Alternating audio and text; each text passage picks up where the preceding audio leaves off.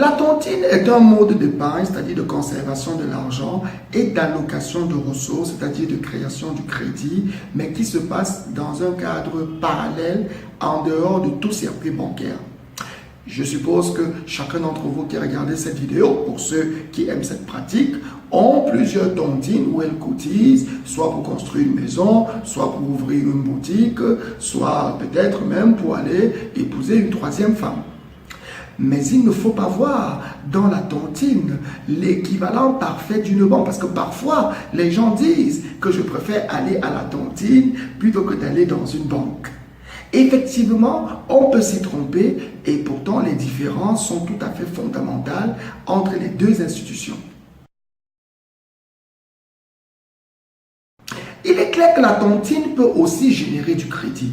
Par exemple, une tontine qui a un capital en fonds de peut-être 50 millions peut prêter jusqu'à 600 millions au bout d'une année. C'est-à-dire que chaque mois, elle prête 50 millions à quelqu'un qui vient rembourser et elle prête à une autre personne qui vient rembourser et ainsi de suite. Elle aura généré un flux de crédit de pratiquement 600 millions.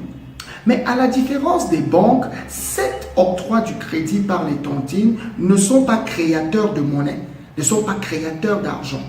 Lorsque une banque reçoit votre argent et par exemple, vous déposez 10 millions dans une banque et qu'elle octroie du crédit sur ce dépôt que vous avez fait, cette action de la banque crée de l'argent. Au sein de la banque centrale, on note qu'il y a une autre valeur monétaire qui s'est ajoutée. Alors que la tontine, elle, permet seulement à l'argent de circuler et parfois même seulement entre ses membres. Donc la tontine est une institution qui permet le crédit, mais à la différence des banques, l'activité de crédit de la tontine ne génère pas la création d'argent. Et d'ailleurs, de nombreuses tontines déposent aujourd'hui leurs fonds dans le cadre des dépôts bancaires. Et ça, c'est une bonne chose parce que ça permet de formaliser la circulation de cet argent-là.